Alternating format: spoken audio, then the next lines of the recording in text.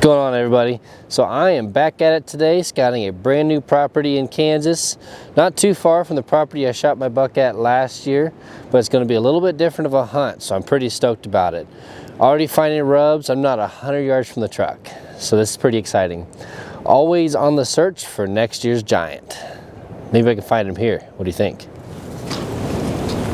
Tell you what, it's pretty cool what deer will do. The kind of terrain and everything that they're going to traverse. I mean, just look at this crossing.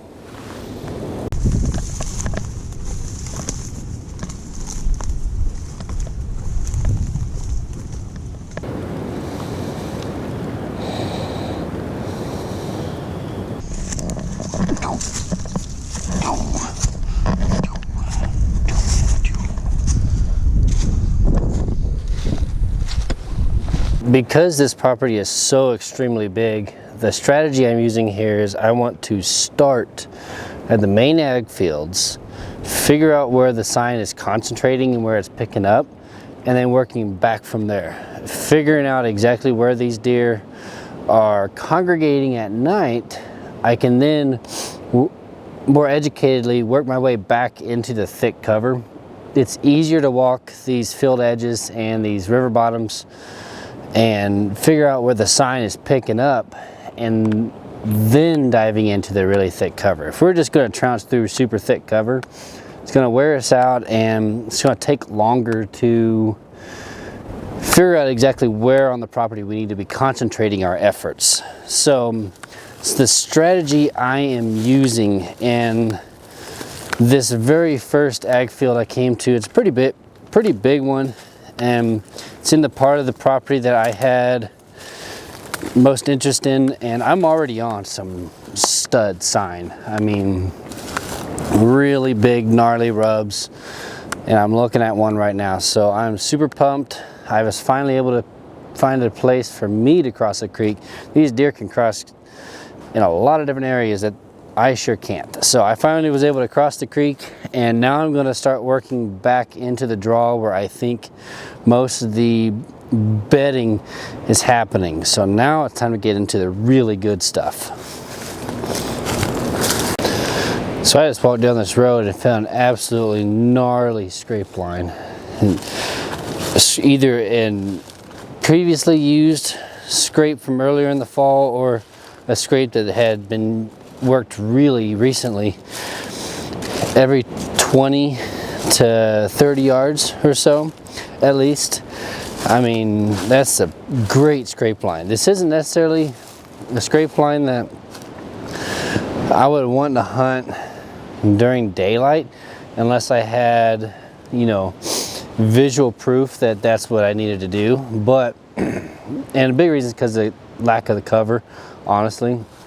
But they have enough cover that if they're not getting hunted very hard, I could see them using this during daylight. So this will be something, though, a great location to take inventory because of how obvious the scrape line is. More than likely, every buck in this area is going to be coming through this scrape line. Whether he hits all the scrapes or not, he's at least going to come through this scrape line and you're going to catch him walking by. So this is a fantastic location to get some inventory. Now, if you want to know the idea of a camera location, how to strategically set up your trail cameras to collect as much freaking intel as possible, this is exactly the area you're looking for. You got 3 scrapes on a single tree feeding into a main crossing on this creek. This creek, it has a few crossings, but not many because it's really, really steep banked. So this location right here most definitely will be getting a camera this year. And even a place to hunt. I mean, there's multiple trees here that I could get up in and hunt. That's cool. And there's a really good rub on a pine just right over there. So that's the kind of area, if you're wanting to know a fantastic draw, if you've got one camera that you can put out this is where the type of area, this is where I would put it, right here.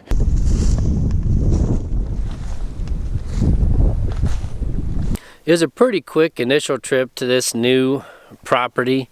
I'm super pumped by it. The biggest thing was really figuring out vehicle access, how to get in and out of this property, and that was the biggest time sucker yesterday. I kind of had a feeling it might end up that way, so I'm not upset by that. Now I know, so the next time I come in here I'm much more educated on what to do.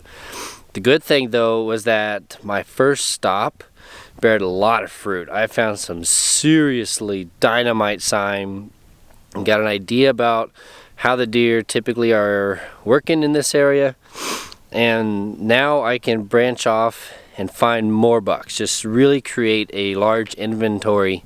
The property's big enough for me to do that, so now I can really just spend time, find the deer, and go from there.